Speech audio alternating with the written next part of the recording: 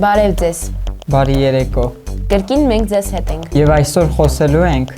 Երիտասարդի եւ ավագ սերնդի միջև փոխհարաբերությունների մասին։ այստեղ մի կարևոր հանգամանք կա։ Երկու տարբեր սերունդների ներկայացուցիչներ պարտավոր են իրար հասկանալ։ Եվ որտեղից է սկսվում իրար հասկանալը կամ չհասկանալը։ Եվ այստեղ նույնպես ամեն ինչը սկսվում է ընտանիքից։ Համենայն դեպս ես այդպես եմ կարծում։ Դու ինչ կարծիքի ես։ Այո, ես համաձայն եմ քեզ հետ, հենց մանուկ հասակից, երբ փորձում ենք ծնողին ինչ-որ բան հասկացնել կամ ճիշտ հակառակը, որն էլ ուղեկցվում է կամ մանկական լացով կամ ծնողական խրատներով։ Այսպես իրար հասկանալու գործընթացը կարծում եմ մեզ ուղեկցում է ողջ կյանքի ընթացքում։ Իհարկե դա չի վերաբերում չէ՞ միայն ծնող-երեխա փոխհարաբերություններին։ Բնականաբար ոչ, այս հաղորդումն էլ հենց դրա մասին է։ Եվ որտեղ է իր թևերը փռում այդ փոխհարաբերությունները։ Այնտեղ, որտեղ կան երկու տարբեր սերունդների ներկայացուցիչներ։ Լավ, ընտանիքից դուրս,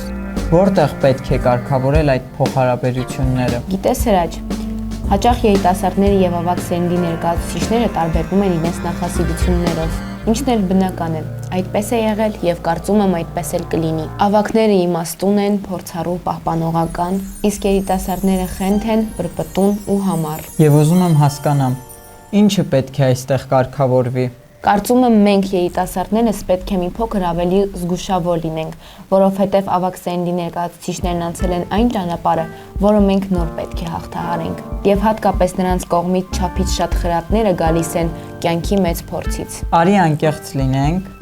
այստեղ մի փոքր գործոն էլ կա, եւ այդ գործոններից մեկը հենց գյուղական միջավայրն է։ Այո, հենց այստեղ ենք ասել։ Գյուղում ապրելը դժվար է, Բայց լավ արժեքները ձեռք են բերվում։ դժվարությամբ։ Կհանդիպենք։